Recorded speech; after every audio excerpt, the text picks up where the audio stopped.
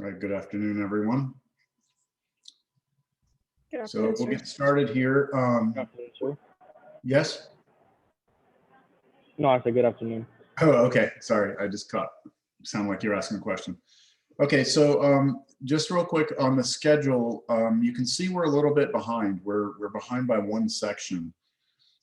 So what I'm going to do today, and I normally do this, I usually do 1.6 before I do 1.5 because it just flows, to me, it just flows better. So today I am going to do 1.6 and we will come back and we will do 1.5 after we do 1.6. All right. So when you're looking at your homework tonight, make sure that you are doing this homework and not the one for 1.5. Okay. Quick question. Yes. The dates on the side, is that when we're supposed to do them by, or is that when you assign them? This is the day that we're going to cover the topic, and this is the homework assignment that goes with it.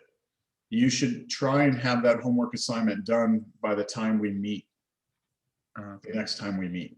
Okay. I thought that was a due date, so I was like putting it in fourth gear in my studying, but never mind. I'm good. Yeah. I mean, if you want to try the problems before we cover them, you can, but you're probably going to have some trouble.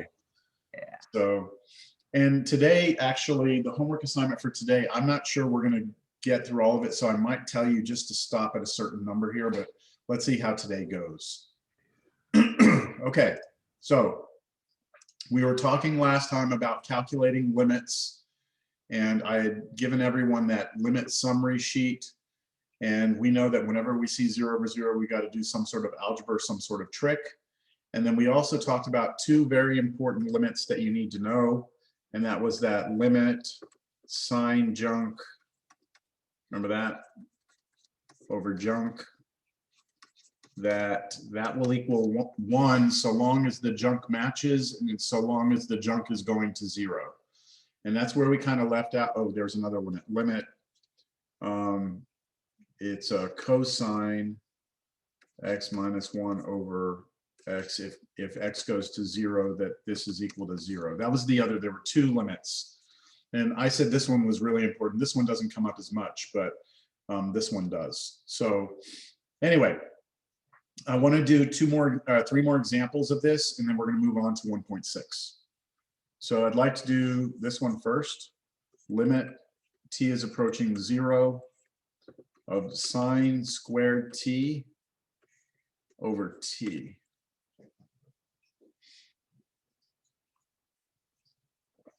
Okay, so direct substitution first, right?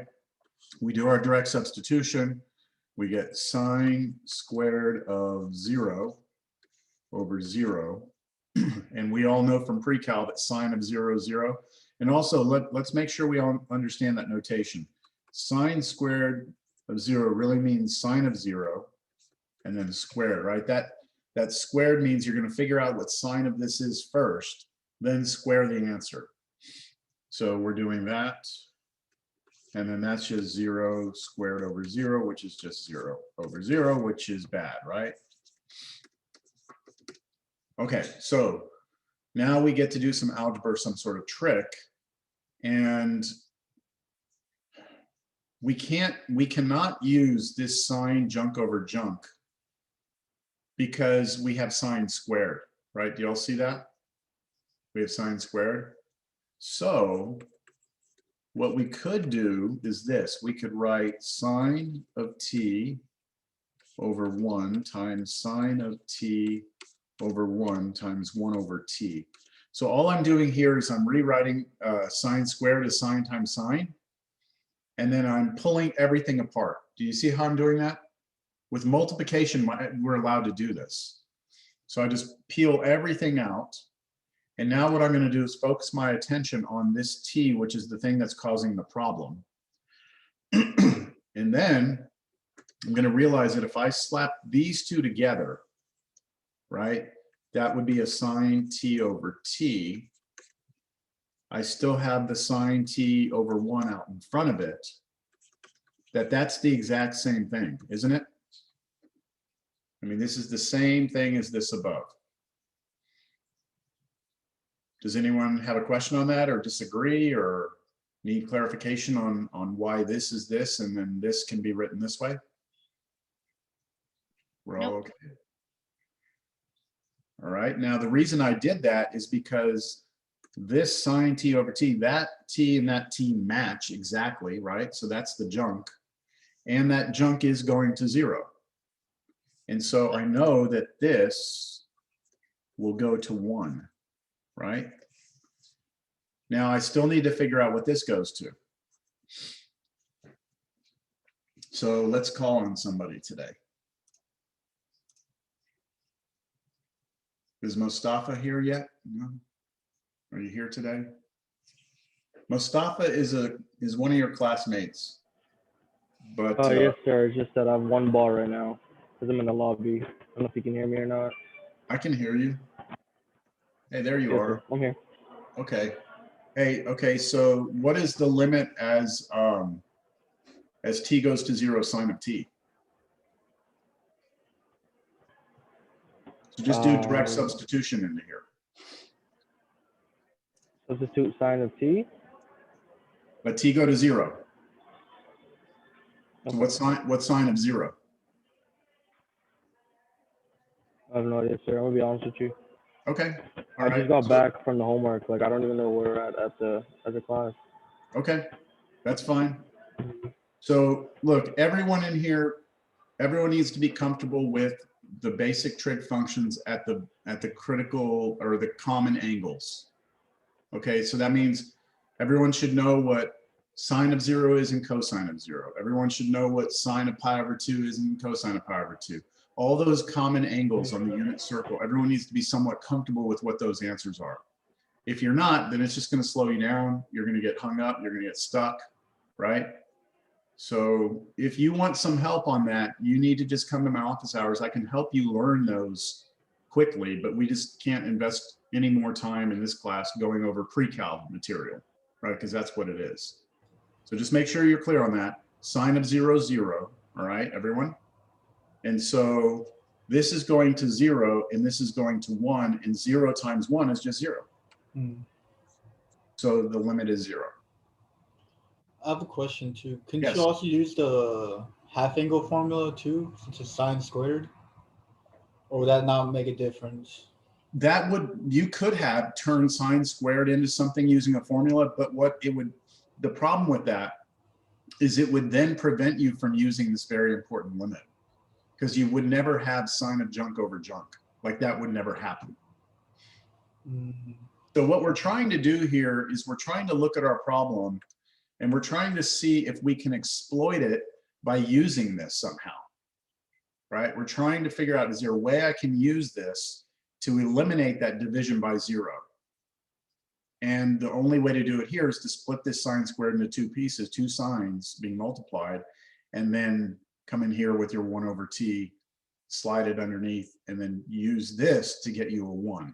See, do y'all see that this yellow thing is no longer a problem once there's a sine t on top of it? Right? Okay. Let's look at the next one. I'll do it over here.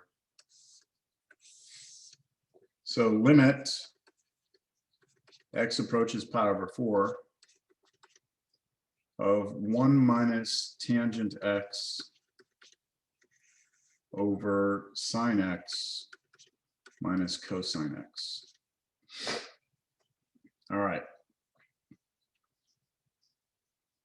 So let's do direct substitution first. So we need to know what happens when we plug in pi over 4. So we need to do 1 minus tangent of pi over 4. Man, that's sloppy, sorry. And then over sine of pi over 4 minus cosine of pi over 4. So if you want, we'll do a super crash course in trig functions. On the unit circle, there are a couple of common angles you should know: pi over 6, pi over 4, pi over 3, pi over 2, and of course 0 is this angle. On the unit circle, there are important points here that you should have somehow memorized. This one is the point 1, 0. This is root 3 over 2, 1/2. This one is root 2 over 2, root 2 over 2. And this one is 1/2 root 3 over 2. And this one is 0, 1. I highly recommend that you memorize that. If you came out of pre-cal and you don't have that, or like you never actually had to really learn that, that's unfortunate. Your teacher should have stressed that to you, okay? Because once you understand this, you can get sine and cosine tangent of pretty much anything. So let's see. I want to know, first of all, what's tangent of pi over 4? So tangent is always, well, you know what? Let's do it this way. The advantage to knowing this is to realize that if you pick any point on this circle, you know, there's a couple here listed, but any point here is always going to be cosine of the angle is the x coordinate and sine of the angle is the y coordinate. For example, if I ask you what is sine of pi over 3, what you will do is look at the y coordinate at pi over 3. So I go to pi over 3, this is this angle right here. I go to the y coordinate is root 3 over 2. So the answer is root 3 over 2. If I ask you what cosine of pi over 3 is, then you are now looking at the x coordinate at pi over 3. So you go to pi over 3, you go to the x coordinate, the answer is 1/2, right? Who doesn't get that?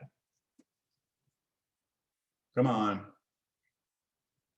Come on, someone doesn't get it. Everybody gets it. 100% got it. Okay, so then what about tangent of pi over 3? X phi over the y value. Yo, But you have to know that tangent is sine over Yeah. cosine. So tangent is Root gonna, 3. yeah, sorry. I'll let somebody else do it. Yeah, so tangent you have to know is sine over cosine. So all you're going to do is take the sine value, root 3 over 2, and divide it by the cosine value of 1/2. And then if you instead of dividing, you flip and multiply. So I just took that fraction, flipped it and multiplied, the 2's cancel, and you get root 3. Okay, I can't take any more time on this, all right? So going back to this problem, let's figure out some things here. Let's figure out what, first of all, tangent of pi over 4 is. Let's do that. Tangent of pi over 4, that's going to be the same as sine of pi over 4 over cosine of pi over 4. So, Austin, what's sine of pi over 4? It's root 2 over 2. Okay, that's the y coordinate at pi over 4, right? Yes. Okay, so Austin was looking at the y coordinate right here at pi over 4. And then Austin, what is cosine of pi over 4? It's also root 2 over 2. It's also root 2 over 2 because it's the x coordinate. And root 2 over 2 divided by root 2 over 2 is what, Austin? 1. 1. They're the same number, right? So the answer is 1. Okay, so this is headed to 1 minus 1 over, okay. Now, Austin just told us that sine of pi over 4 was root 2 over 2 minus root 2 over 2 for cosine of pi over 4. So the bottom is 0. So we get 0 over 0. We all agree? Okay, since we get 0 over 0, we have to do some algebra. You know what? I don't want to erase that. Instead, I'm just going to take this and come down here. Okay, so we need to do some algebra, and we need to see if we can't exploit that whole sine junk over junk, and maybe even this one, but we'll see. So when we look at this, it's hard to even see how we're going to get like sine junk over junk. So what I'm going to do first is I'm going to, and this is kind of a common practice, if you're at a point where you're like confused, turn your tangent into sine over cosine.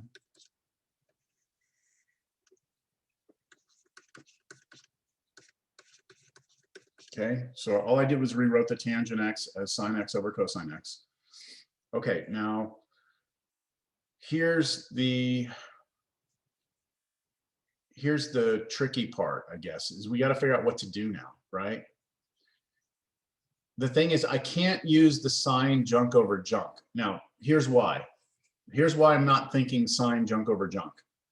Because if x goes to pi over 4, is that going to 0? Is that going to 0? It's not, right? No. And don't we need sign junk over junk, but don't we need the junk to go to 0 for this to work? Correct. So it's not, I'm not going to get sign junk over junk to ever go and turn into what I need it to, because the x is not going to 0. So we got to do something else. The problem is this creates division by 0. So anybody, okay, anybody, yeah, I'll open this up to anyone. You got to do something, right? Yes. So I would probably go ahead and break everything apart. So that way it would be 1 over sine minus cosine, and then, you know, put the other ones with the, you know, just basically break everything apart kind of Okay. thing. I have a question. Yes, sir. I may be kind of off on the formula, but if you square the whole thing on the and the bottom goes to sine squared x minus cosine squared x, does it equal 1? Or is Okay, so that there's something different? no, yeah, there's 2 things here about what you just said. First thing is we can't just square the bottom. And we can't even just square the bottom and the top. Like, squaring is something that we cannot do to this expression because it changes the expression, right? It changes what it is. Now, let's say you did square it, okay? Let's say, even though you're not allowed to, if you took sine x minus cosine x and you decided to square that, that would become sine x minus cosine x times itself. And that would become sine squared x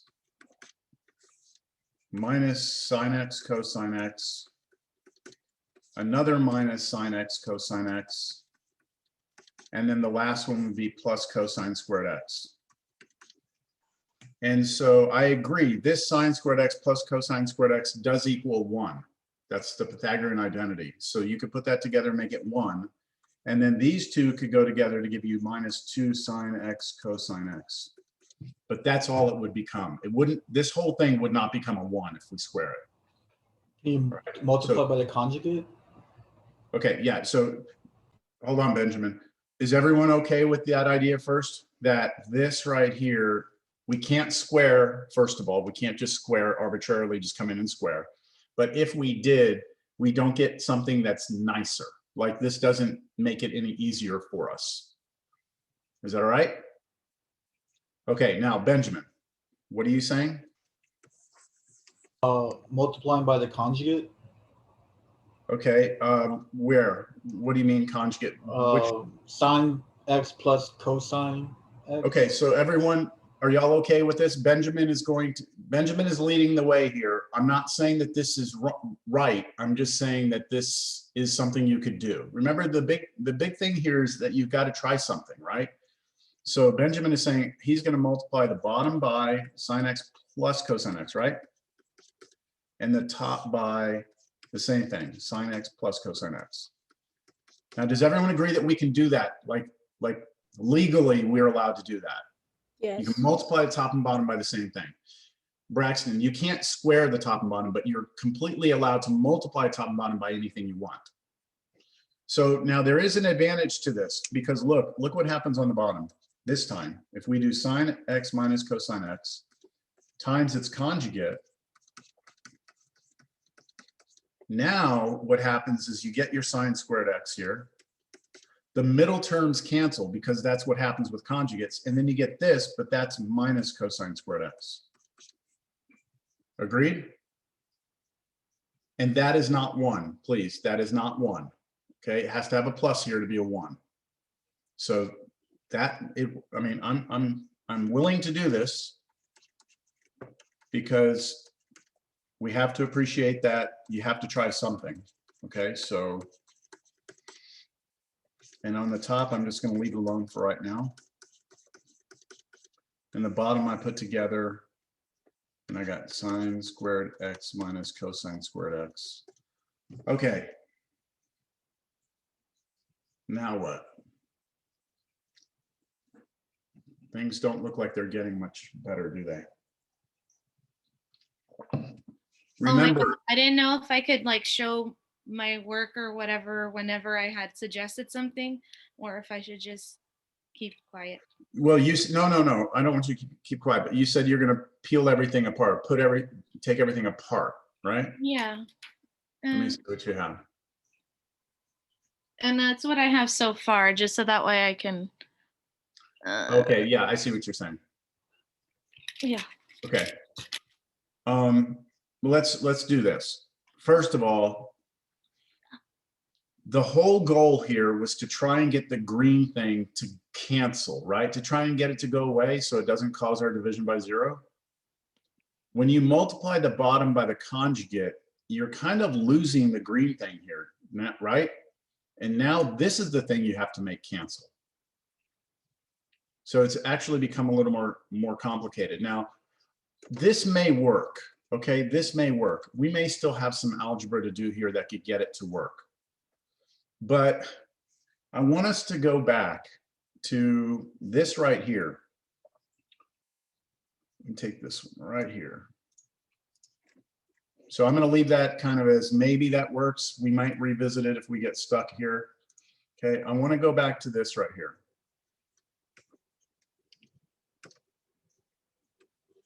Now, when we first started doing these limits last class,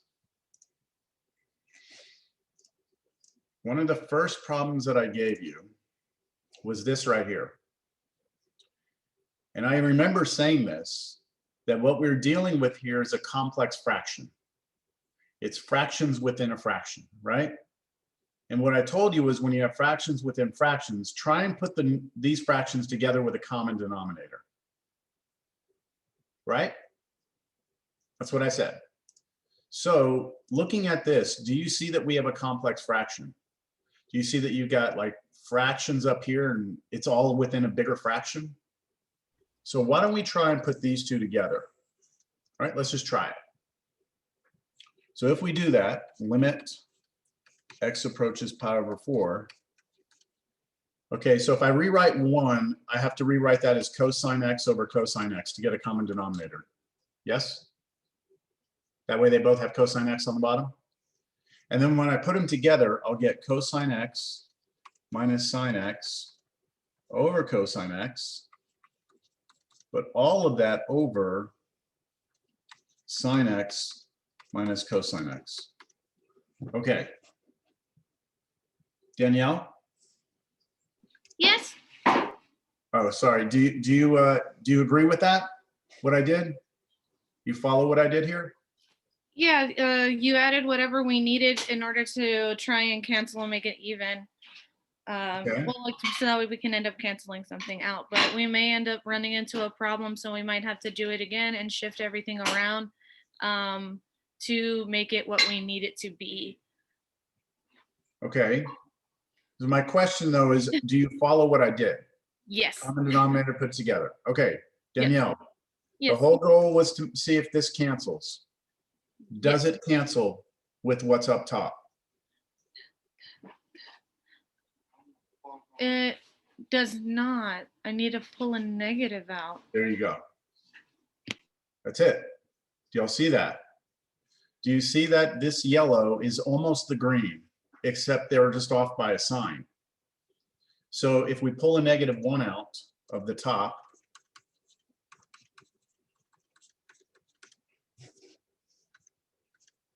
then it becomes negative cosine x and plus sine x over, we still have the common denominator cosine x, and that's all over the bottom, which was sine x minus cosine x. And now they match. This and this are the same thing, right? They're written backwards, but it's the same factor, so it can cancel. And so what you're left with now is limit x approaches pi over 4 I still have a -1 on top, and I have a cosine x here. And now I do my direct substitution again. So if I do direct substitution, I get -1 over, and then cosine of pi over 4, right? If I replace the x with pi over 4, cosine of pi over 4 was √2/2. And anytime you have a number over a fraction, you can flip the fraction over. So this becomes -2 over √2.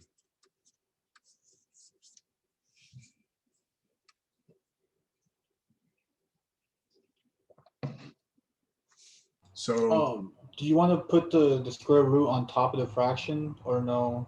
you do I know our not need, last class you we do did not that. need to.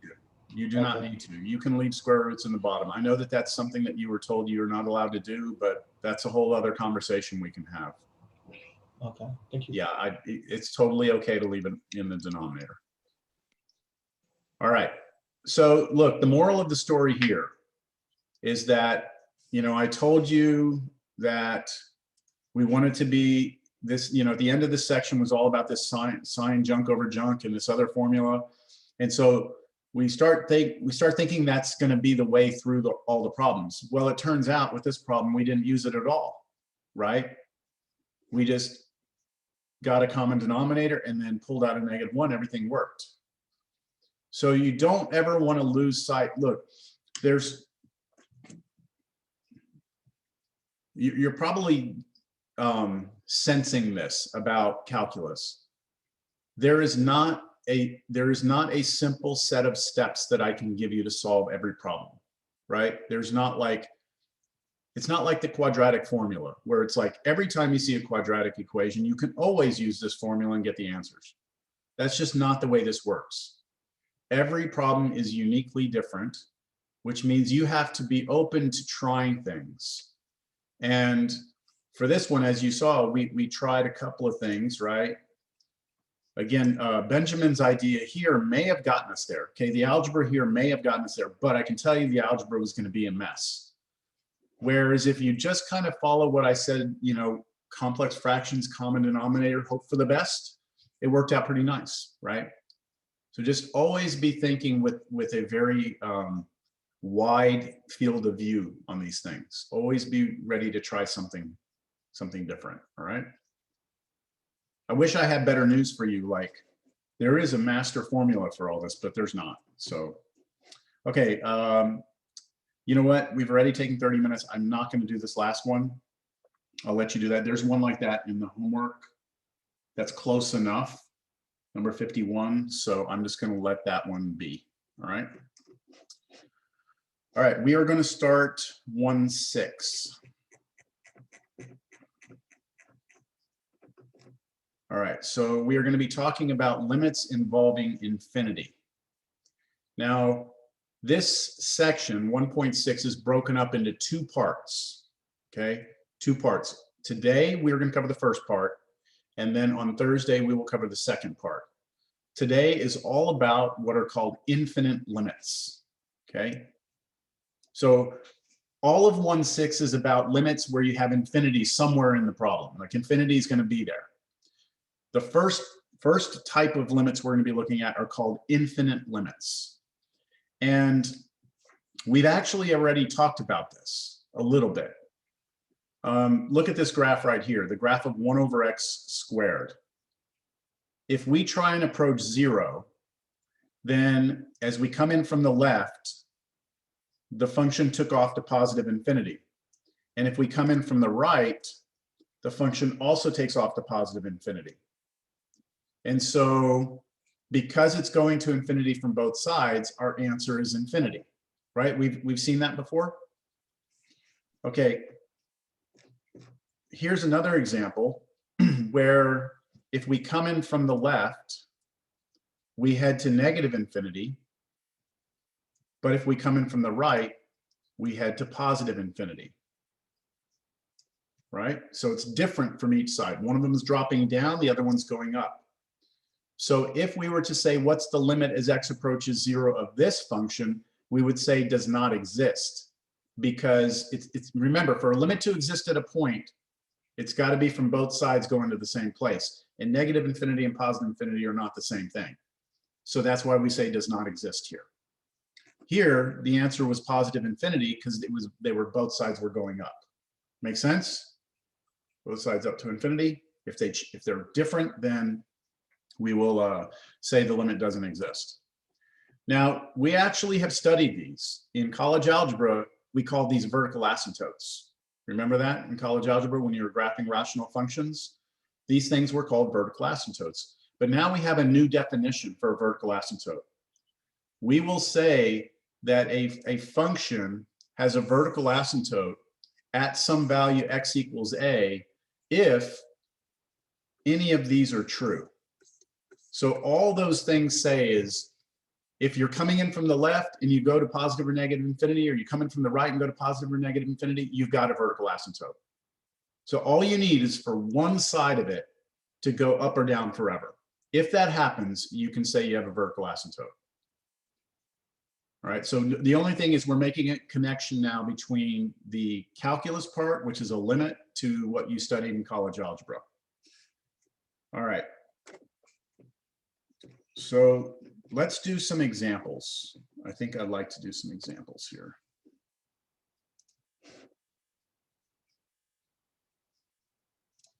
Okay, so first a note. We have a very important note here.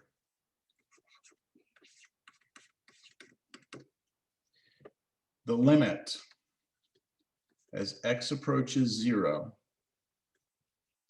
of 1 over x to any power will be equal to one of the following: positive infinity, negative infinity, or the limit will not exist. Okay, let me explain what this note is saying in an example. As an example, if you take the limit as x goes to 0, all right, of 1 over x squared, then that's the one we looked at just a moment ago. That's this one, 1 over x squared, right? And both sides went up to infinity on both sides. So the answer here would be infinity, all right? If you take the limit as x goes to 0 of 1 over x, that was the second one I showed you, this one. This limit would not exist because it's different from both sides. What this note is saying is that x to any power, doesn't matter what power it is, you've got to have one of these three answers. It's got to be one of those three. Those are the only possible answers. It can be infinity, negative infinity, or does not exist. That's it. All right. As soon as you see that, you know it's got to be one of those. So let's bring up, you have your limit summary sheets that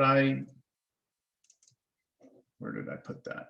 Limit summary, we talked about this last time, right? Remember this? Okay, so here's what I'd like for you to focus your attention on. The bottom right-hand box.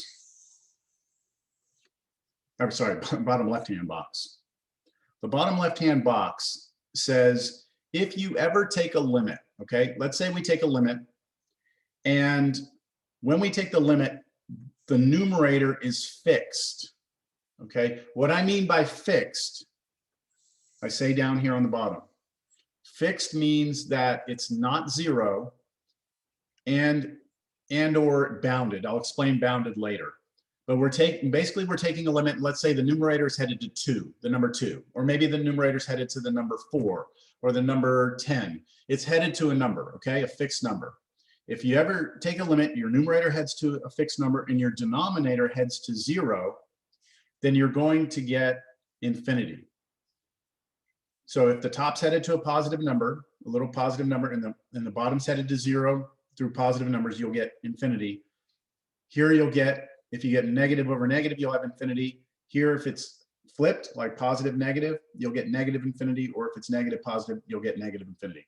I don't expect for you to understand this right now. I just want you to see this because we're about to use this. I'm going to refer to this, okay? So let's do an example so you can see how this is all going to work. I realize this is confusing when you first see it, all right? So just bear with me. So here's your first example.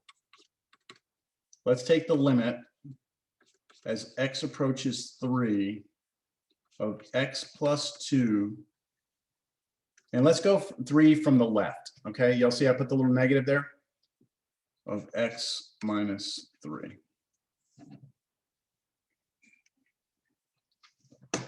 All right, Gage, are you there? Yes, I'm here. Okay, Gage, direct substitution, right? That's what we always do first.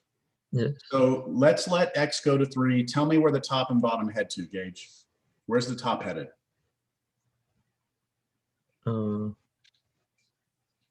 do you like positive, negative? That should be. Pardon me? Like, what do you mean? Like heading to? We're doing direct substitution. We're letting x approach 3. Just let Okay, x so- become 3, and what is the top?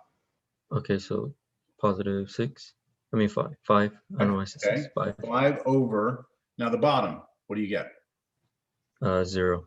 0. Okay. Now, Gage, is that 0 over 0? No. No. Okay. So be careful because our limit summary told us if we get 0 over 0, Mhm. we have to do algebra or some trick, right? Yes. We're not getting that here. Gage, would you agree we're getting a fixed number over 0? It was 5 over Yes. 0, right? Fixed number. Yes. Now, do you agree that 5 is positive? Yes.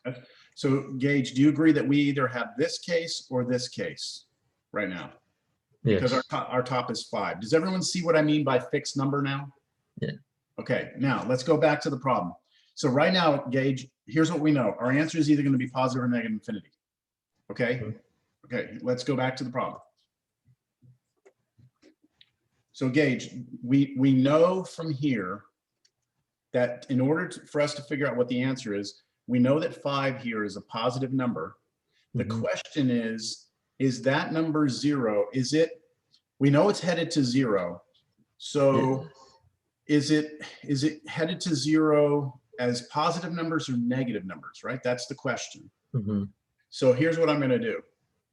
And Gage, you're off the hook. You don't have to answer this if you don't want to. Okay. Here's what I'm going to do. I'm going to draw a number line. And I'm going to put the number 3 here. Cody. Cody?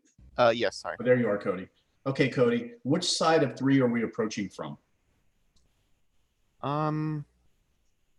We're approaching it from positive, right? Because the x is already positive and then it's subtracting 3 from it. Well, what does this little minus sign mean? Negative. That means we're approaching from the left side. This is a left-hand limit, right? Mhm. So we need to be approaching 3 from the left, which means we're coming into 3 from this side, right, Cody? Yes. Okay, so Cody, give me an example of a number that's really close to 3, but to the left of 3. 2.99999. Okay, 2.99999. I think you said 5 times. Okay, would you all agree that that's pretty close to 3 and it's on the left of 3? Let's just figure out what would happen if we plug that in. Let's just figure out what would happen. The top would become, let's see, if we plug it in, we get 2.99999 plus 2 over the bottom would become 2.99999 minus 3. We already know that the top is getting really close to 5. We knew that to start the problem, right? Gage already said that.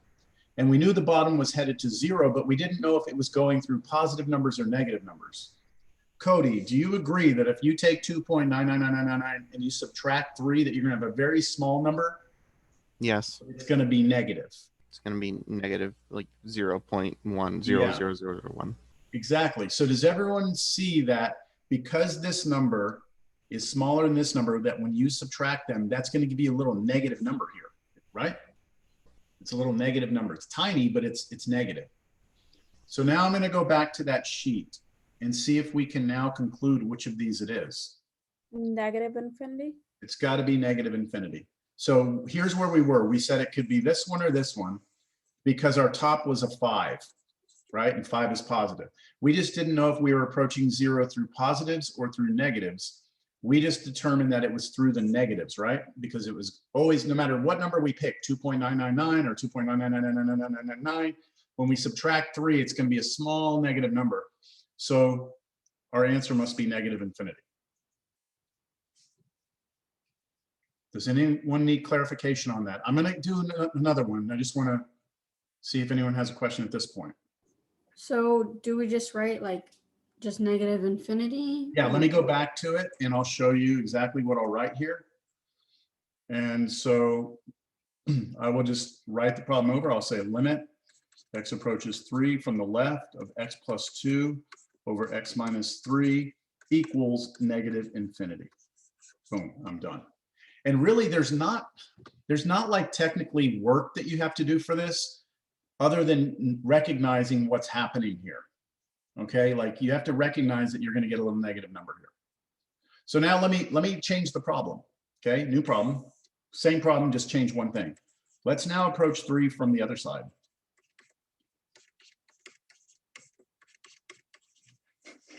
Okay, Fiona.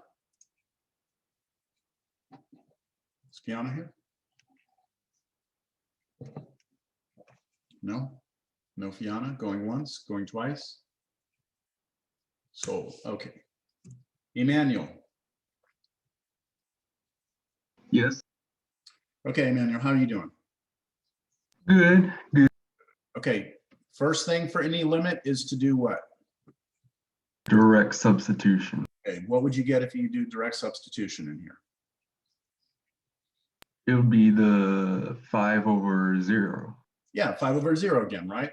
So right now, right away, you know that this is not algebra or trick, right? You know that the 5 is positive. The only thing left to figure out is whether or not that is going through positive or negative numbers. And the reason Emmanuel knows that is because we just did a problem like this. So he knows we're about to go to the sheet again, right? So here we go. We go to the sheet. We know it's got to be one of these two because, again, 5 is the one on top. So let's just figure out if it's a positive or negative number on the bottom. Any questions? All right, so Emmanuel, last time, what I did at this point was what? What did I do last time, Emmanuel, at this point? I believe you made a number line. Yeah, okay, so I'm gonna make a number line. Where's my cursor? So I'm gonna make a number line. We're approaching 3, but this time we're coming in from the right, not from the left, because there's a little plus here. So Emmanuel, give me an example of a number that would be just a little bit to the right of 3. Maybe 3.00001. Okay, that's fine. Everyone agree?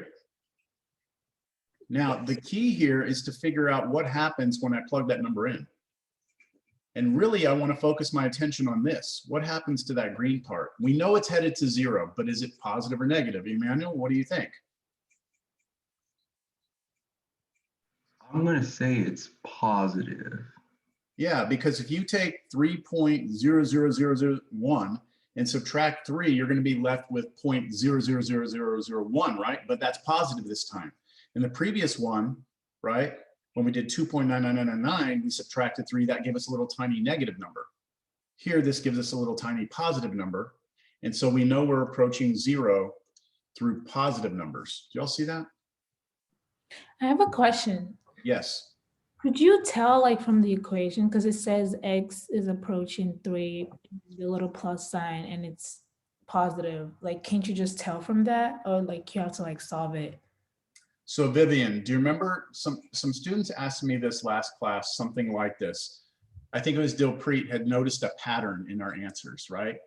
And do you remember that I said that if there's ever something that's always true, I would just tell you this is the way it is, right? Mm-hmm.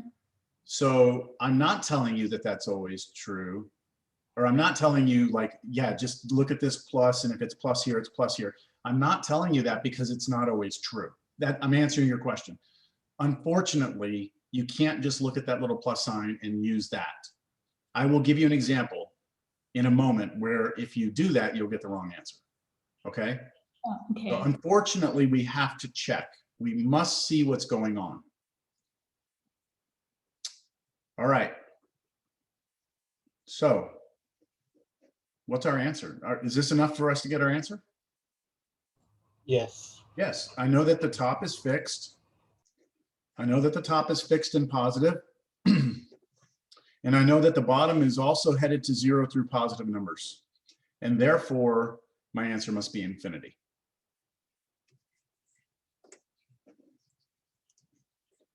So just by doing this analysis, I know that the limit as x approaches 3 from the right of this is infinite.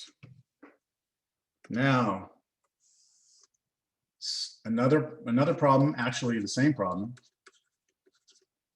And let's see if somebody can make me happy today. Let's see if Matthew can make me happy.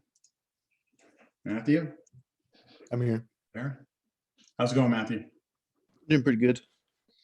Okay, so what is the difference between this problem and the previous two? You're approaching from both the left and right side. That's right. How do you know that? There's no plus or minus sign above the 3. That's right. So since there's no plus or minus sign, that means you have to check both sides, right? Yes. And when you do that, well, you check the left and the right. We just did those problems, right? Yes. So can you tell me what the answer is then? Would it be does not exist? That is correct. Good job. The answer will be does not exist. And the reason why is because from the left, our answer was, from the left, our answer was negative infinity. And from the right, our answer was positive infinity. So what we're getting is a function that does this, right? And so if we just ask what's happening as you approach 3, you can't tell me it's positive or negative. You just have to tell me the limit doesn't exist. Now, Matthew, we do have a vertical asymptote there. We do have one, but that limit doesn't exist, okay? Okay. Good. All right, so let's try a new one. Hey, Professor, so Yes. let's say if this is a x goes to a -3, Yeah, let's do one of those. Okay. Okay, but okay, so if this, look, this would suck. What if I gave you this? Limit x goes to -3 of this. Dilpreet, what is the first thing you always do with the limit? Do y'all see that changes to -3? This doesn't mean 3 from the left, right? This means -3. So direct substitution, right? First, what would you get if we do direct substitution, Dilpreet?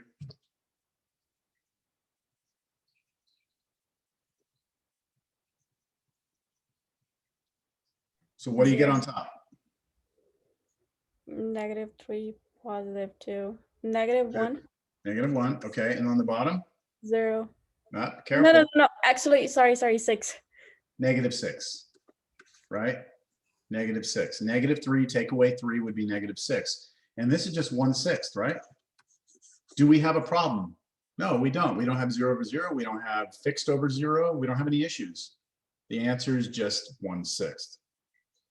When we first started talking about taking limits and we first started talking about direct substitution, we said that we can do direct substitution as long as there's no domain issues, then we'll just get an answer. Now, that's not very interesting, but that's what would happen. So there's no work to be done here. It's not a calculus problem. Okay, I'm gonna do a new one. Okay, here we go. Limit x approaches, let's go with -3 from the left of x plus 2 over x plus 3. So this is very similar to the last problem, but I changed it a little bit. All right, be ready because your name's gonna be called sometime soon. It's coming from left this time. Yes, we're approaching -3 from the left, right? Mhm. -3 from the left. Okay, Braxton, you're up. What's first?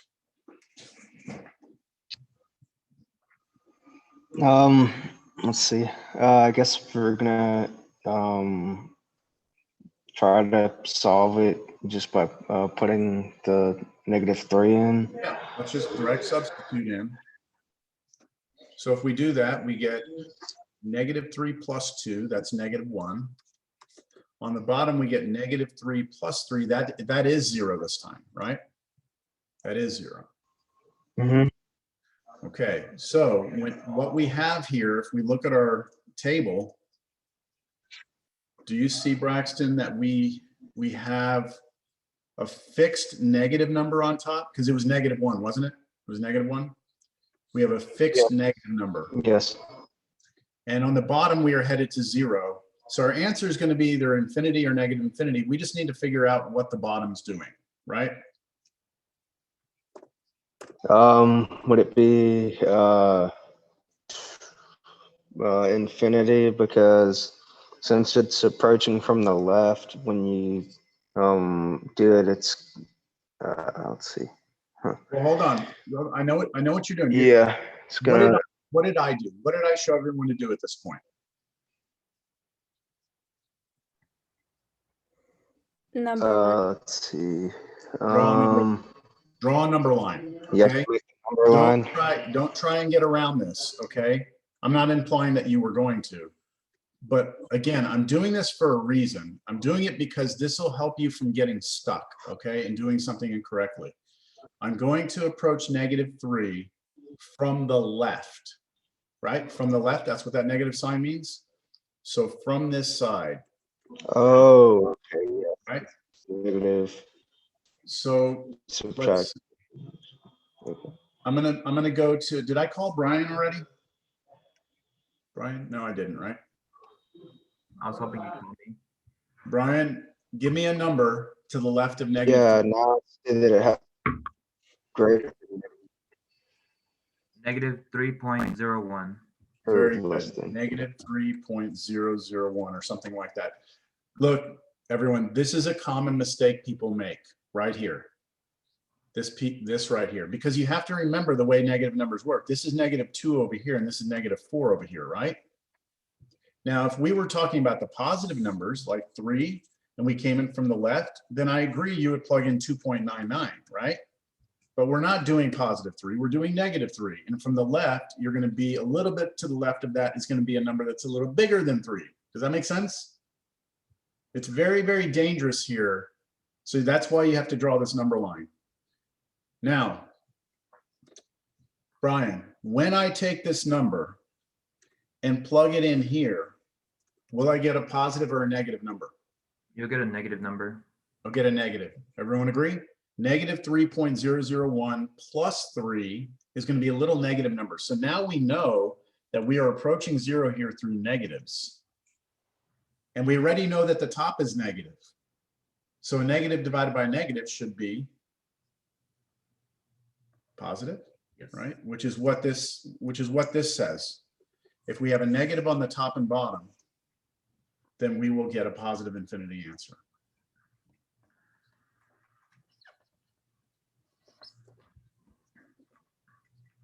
So our answer here is that this is headed to infinity.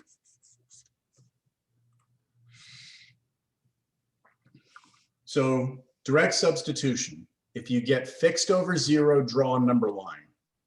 Come in from the side, check it, see what the sign is, and then give me either infinity or negative infinity as an answer. That's kind of like what we're doing here. Yes? We're gonna do another one.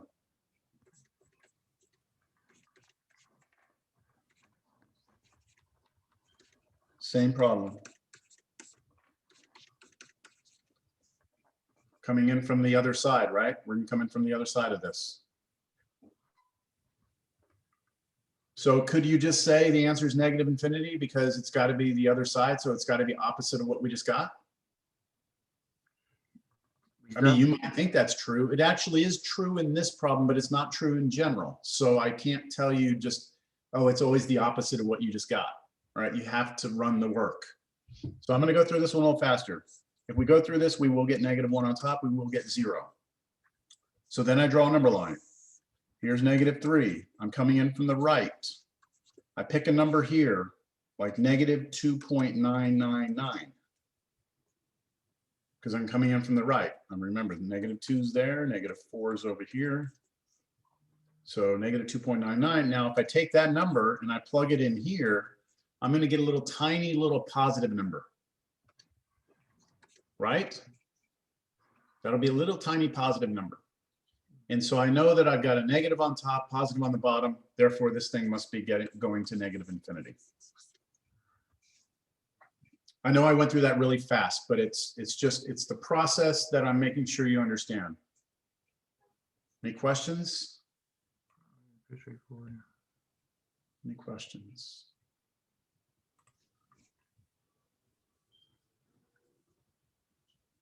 Okay, we're going to move to another one. New problem. Limit x approaches, let's go with -5 of x plus 4 over 5 plus x squared.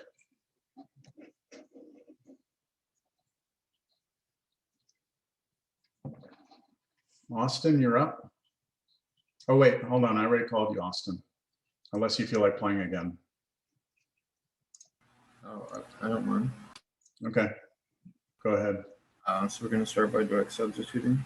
Direct substitution. All right, what do you get here? At the top, you're going to get -1. Okay, bottom? And the bottom is 0. It is 0, right? And yeah, you square 0, you still get 0, right? Okay. So from that, Austin, you know that you've got fixed over 0, right? Fixed over 0. So it's just a matter now of figuring out the signs. Right. Okay, so what do you want me to do now? We're going to do a number line, right? Number line, okay, so here we go. On the number line goes where we're headed, and we're coming in from the, uh-oh. So it's both sides, so it's going to automatically be, does not exist, right? Or no? Yeah, this problem's a little different, right? So because we're coming in from both sides, everyone see we have to come in from both sides because it doesn't have a plus or minus there? That means we have to check it. Okay, we have to check it. It does not mean that the answer is automatically does not exist. In fact, in this problem, this limit is going to exist. All right, so let's check it. Austin, now that you see we're going to have to do the left and the right, let's just set up 2 number lines. Okay, here we'll do the left, and here we'll do the right. Does that make sense? We'll just check them both. So go ahead, give me a number to the left over here, Austin. -5.001. Okay, good. All right. Anyone have a question at this point? Okay, we're gonna move on. Dilpreet, I don't know. I know you've talked today, but I haven't called on you, right? Yes, sir. Okay, so if we look at this here, coming in from the left, and we take this number, -5.001, we put it right here, right? So if we take this and we stick it right there, what's 5 plus -5.001 going to give me? So what am I going to get in here? Positive or negative number? Negative. Oh, sorry, positive. Oh, you were right. You're doing 5 plus -5.001, right? Right. So when you do that, you get a little tiny negative number. Right. But what do you have to do with that number after you figure out what it is? Square it. Square it. And when you square it, it becomes positive, right? So I'm going to get a positive out of here, right? So when I do this x plus 4 over 5 plus x squared, and I take this number and plug it in, I'm going to wind up getting, I know the top is -1. I know the bottom's going to 0, but it's going to be a little positive number because of the squaring. See, that's different than the last problem, right? We didn't have this squared here, so it didn't, you know, it was just whatever the answer was, that's what it was. The squaring makes things a little different. So if you have a negative number fixed on top and a positive 0 here, Dilpreet, what's that answer according to this table? If we have on top a fixed negative and on the bottom it's headed towards 0 but through positives. It's a negative infinity. Negative infinity. Okay, good. Good. Okay, Natalie, are you there? Yes, sir. Okay, let's do the one on the right. So we need to come in with a number from the right, on the right-hand side of -5. So can you give me a number that's over here? Negative 4.99. Negative 4.99. Now, Natalie, when you take that number and you put it in there for the x, what's going to happen? It becomes positive 0.01. Yeah, it's positive 0.01 or 0.001, whatever it is, but then you're going to square it, right? Which keeps it positive, right? Mhm. So the top is headed to -1. We knew that already. And now the bottom is also headed to 0, but through positive. That's exactly what it did on the other side, isn't it? Yes. And so what's our answer? What's this limit headed towards? Negative infinity. Infinity. So you see, Austin, that even though the limit didn't tell us left or right, this one actually has a limit that exists. So just be careful, because if I had taken this squared off, okay, if that squared's not there, then this limit would not exist, because from the left it would be one thing and right it would be something different. Okay, it's the square part that really is making it do the same thing on both sides. So final answer, this limit is headed to negative infinity. I have a weird question. What would happen if it was to a cube root? I mean, a cubed. It would act as if it wasn't even there. So it would be, it does not exist. Okay. Okay. Yep. I was always curious. So thank you. Yep. Good. All right. I'm ready for another one.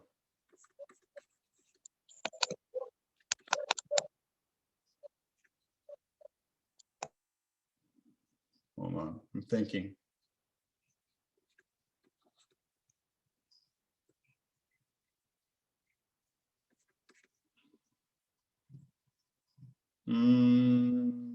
But sorry, I want to. Yeah, we'll stick with that.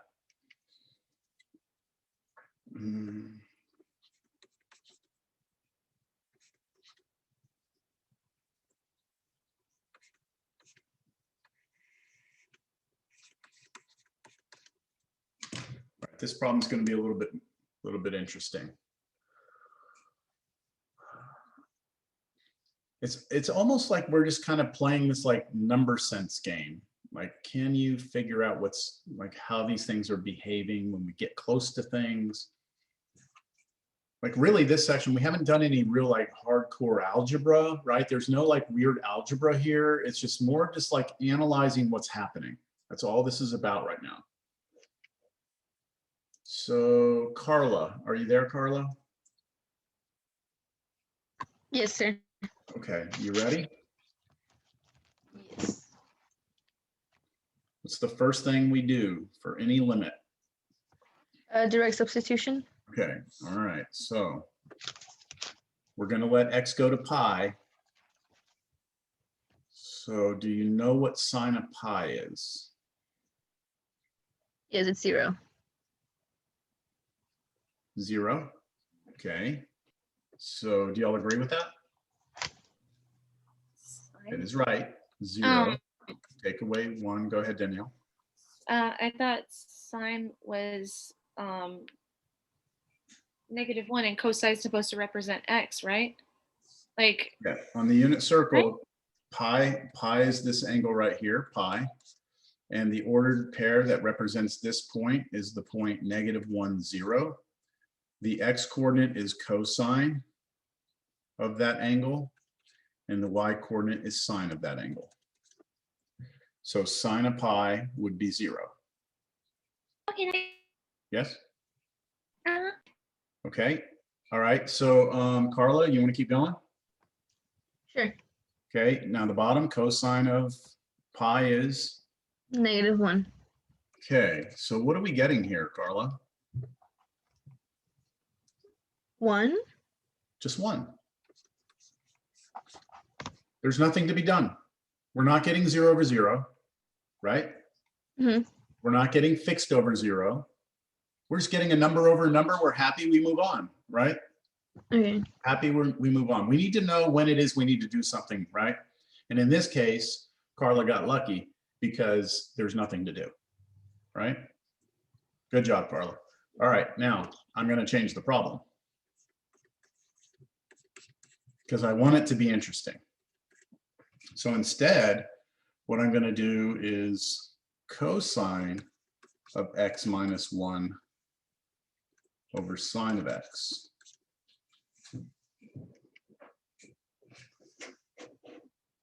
How about Ryan? Is Ryan here?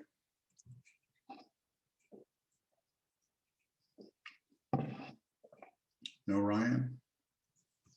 Going once, going twice, sold. All right, Adair, how's it going? It's going great. It's going Good, great. good. Okay, direct substitution, right?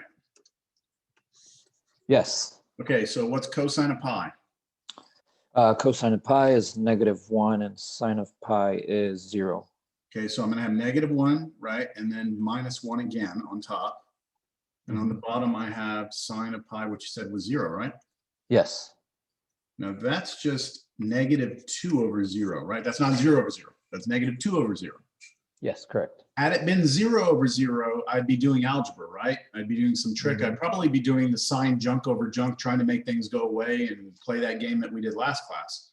But here I have a fixed number that happens to be negative, right? It's -2 over 0. I just don't know if that is headed to 0 through positives or negatives, right? That's kind of the question mark. Okay.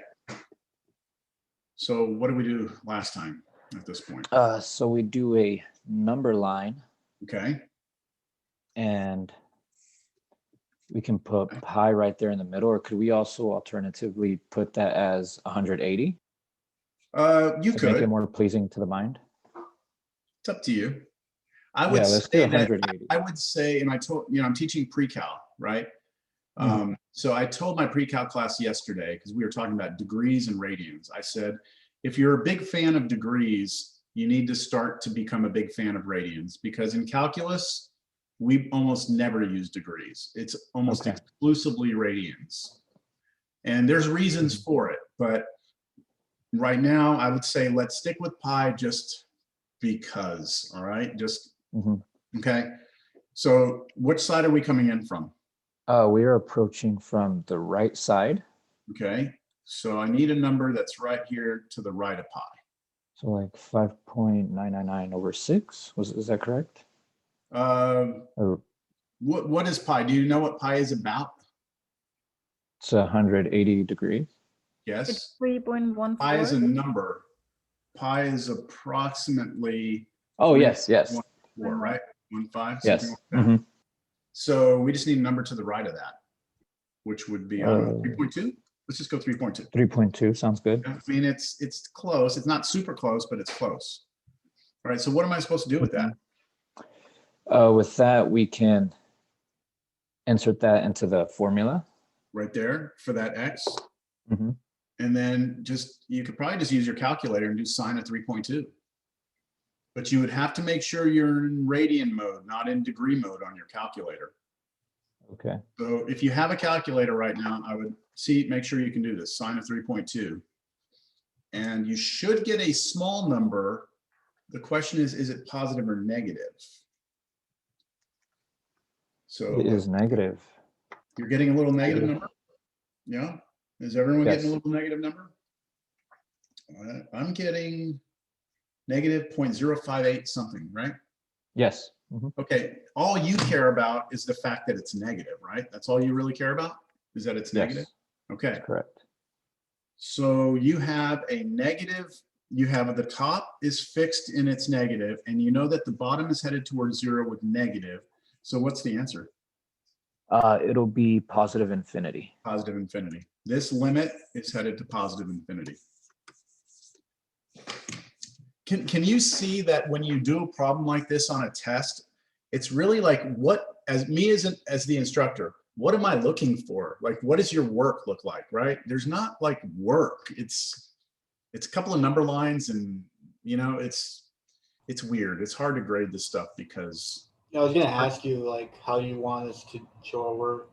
Like I always like to see a number line. That's usually an indicator that you're doing it the proper way, that you're not going to get caught by trying to use some sort of like shortcut, trying to use a pattern or something.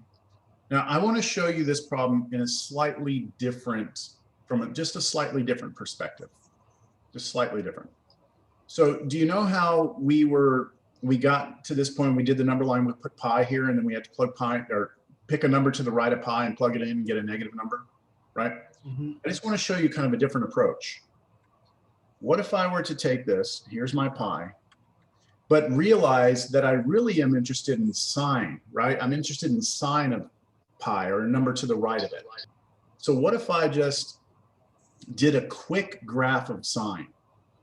I was So let's curious remember about what that too. sine looks like, right? So you have to remember from pre-cal that sine looks like this. Right, that's what the sine function looks like. And so if we're coming in from the right of pi, right, coming in from the right, do y'all see that our y values are below the x-axis? They're approaching 0, but they're negative. And so I knew, I could know from here, because those are below the x-axis, I could just say, yeah, that's got to be approaching 0 through negative numbers. Right?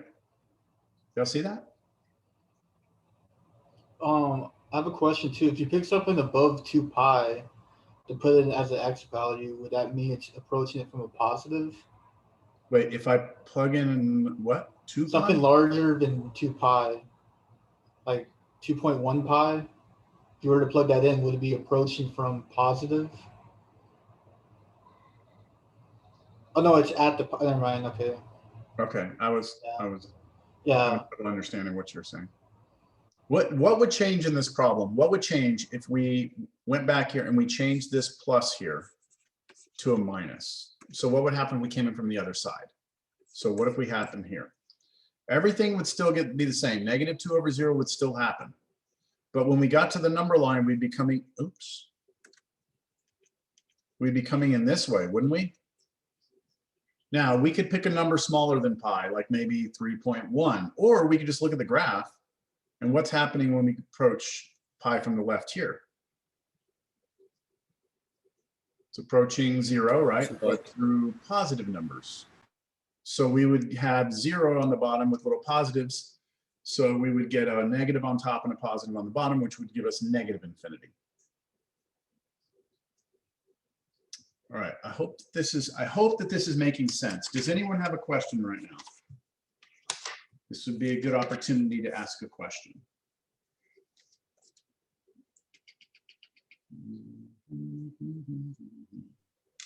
I think I might end up just like running into issues on the homework and might end up asking about that. Yeah. Okay. I guess so. Let's do another one. How about this one? Limit x approaches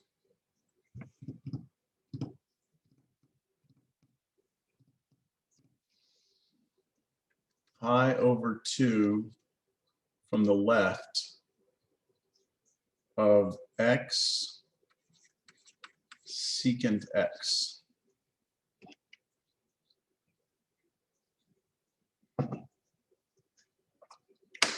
Why don't we do this? I'm going to give you that problem.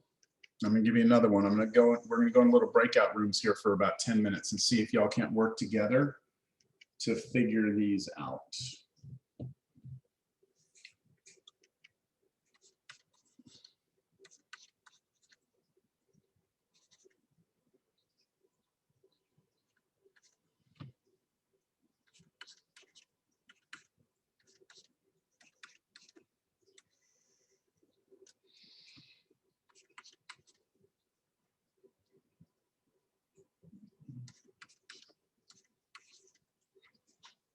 Yeah. So take what you've learned here and what we've learned today and see if you can't take these two limits, talk with your classmates in your breakout rooms, use what we have done. Let's see if we can get some groups to come up with an answer. All right, everyone copy those down? All right, here we go. I'm going to go breakout rooms. And when I do this, I'm going to, like, for the first 10 minutes, I'm not going to help anyone. Okay. But if at that point, any of the groups need help, there's a way that you can ask me a question while you're in the group. Someone look on their screen for that button. And it basically like raises your hand, and I'll come into your group and help you. But just keep in mind that I might be in another group at that time, so just be patient, all right? Because I have to hop around. The raise hand, it's something different. It's when you're in the breakout room. It's another button. Yeah, so, all right, here we go. You're gonna have about 4. I have one question. Yep. What's your question? What is, does that say X secant X? X Or- secant X, yes. Okay. That's confusing. Okay, thank you. Enjoy.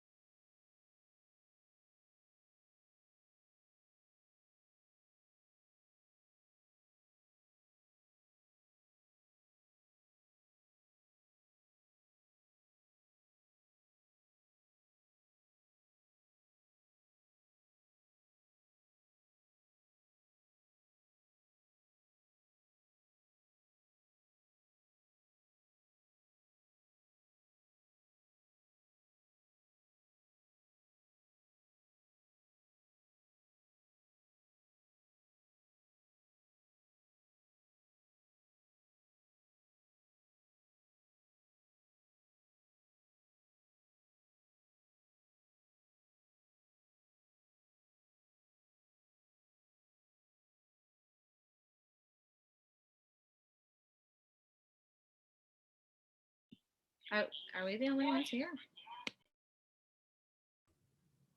Perhaps.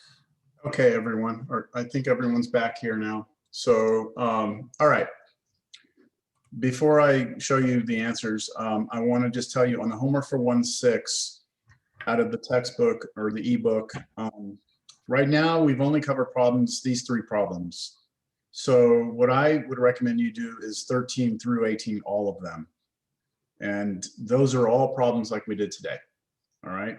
The first group here, this 1, 2, 5, 7, we really didn't talk about. So I'll do that next class. And then all these we need to talk about next class. All right. So we've just done a small fraction of what we need to do. Can I leave this? We got that 13 through 18. Okay. Now, as far as these problems, both answers were positive infinity. Okay, so on the first one, the easiest way to do the first one, let's see, let me ask a group. I know Austin, your group, we already talked. How about another group? Did any other group get positive infinity here and want to share how? Group breakout room or group 1, I think was our number. We got it so that it's pi over 2 times 1 over the cosecant of pi over 2. But I think it was Javier in our group that discovered it was that. You said 1 over cosecant or 1 over cosine? It looks like. You meant 1 over cosine. Yeah, 1 over cosine. Okay, yeah, exactly. All right, so yeah, I think the way to go about this one is to realize that secant is really 1 over cosine. So Yeah, if you Javier was rewrite the the one that got problem, that. you can rewrite it like this instead. X over cosine x is the same as x secant x. And then what you do is you do direct substitution. The top goes to pi over 2, which is a positive number. The bottom, cosine of pi over 2, is 0. So it's headed to 0. So you have fixed over 0. But you need to figure out if this cosine is giving you a positive or negative number. So you have to go to pi over 2 from the left. So you can go to pi over 2, pick a number to the left of it, which pi over 2 I did on my calculator is about 1.57. Plug in maybe 1.5, and if you do that, you'll get a positive number down here. So you have positive over positive, which means your answer is positive infinity. You could also just look at the graph of cosine. And to the left of pi over 2, the graph is above the x-axis, which means that you have positive numbers. So both ways work. Any questions on that? No, it just made me so happy that I did it right. Oh, good. Good. Now, on the other one, when you do direct substitution, you should get 13 on top, which is a positive number. And on the bottom, when you plug in 3, you should get 0. So all we do now is just a number line. Let me bring that number line up here. So number line at 3, and we approach it from the right. So pick a number like 3.01, 3.001, whatever. And you take that and you plug it in here for x and here for x. And when you do that, you get a positive number out, which again means you're positive over positive, which means you have infinity. Okay. So today, as you know, a summary of everything we've done here. If when you take a limit, you get a fixed number on top and 0 on the bottom, we automatically know we're either going to get infinity, negative infinity, or it does not exist. Those are the only possible outcomes. First thing you do is you determine what's going on with the top, which should be easy because it should just be a number. So it's either going to be a positive or a negative number, right? So that's the easy part. The harder part is to figure out what the denominator is doing. So what we do is we set up a number line and we come in from either side and then figure out if that's positive or negative. If when we do this, we get the same signs on the top and bottom, right? Same on the top and bottom, like here we had positive, positive, here we have positive, positive. If you get positive, positive or negative, negative, your answer is going to be infinity.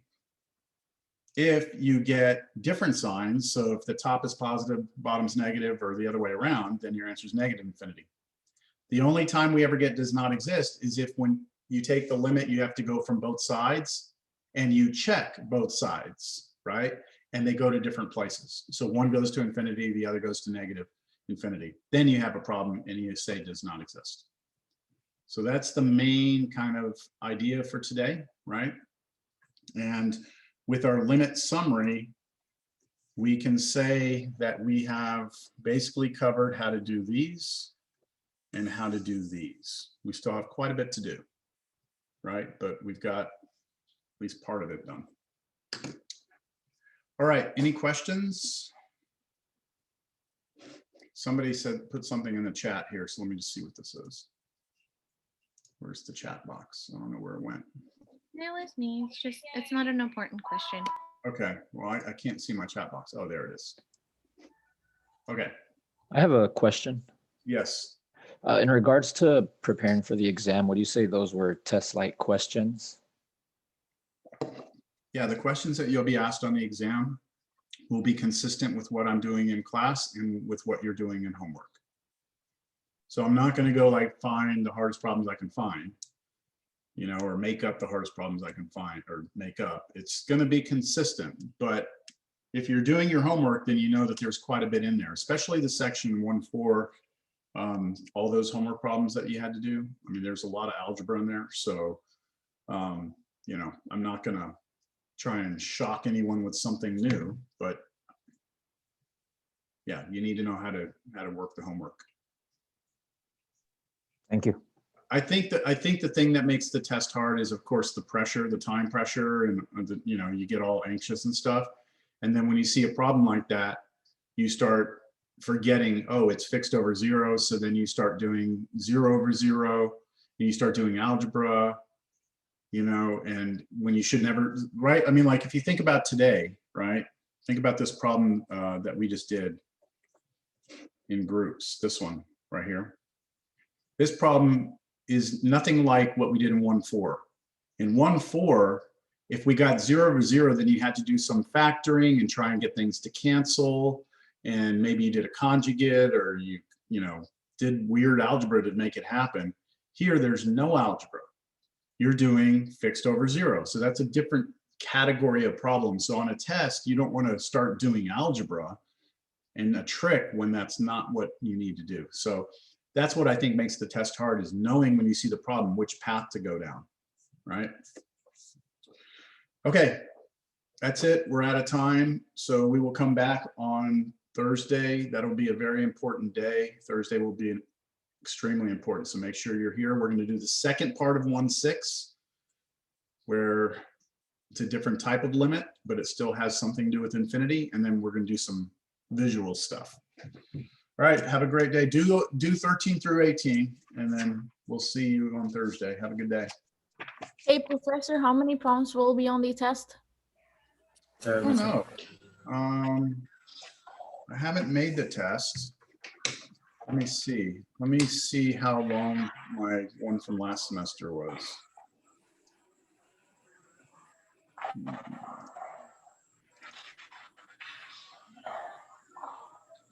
That's not really a good indicator.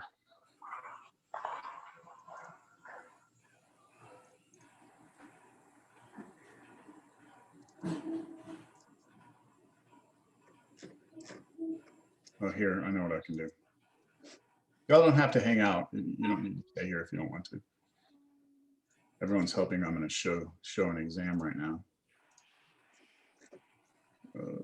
I don't know where the exam is. Okay, well.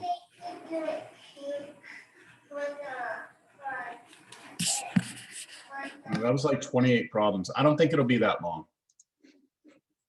That's a lot. Yeah. I will make the test where you can finish it in one sitting.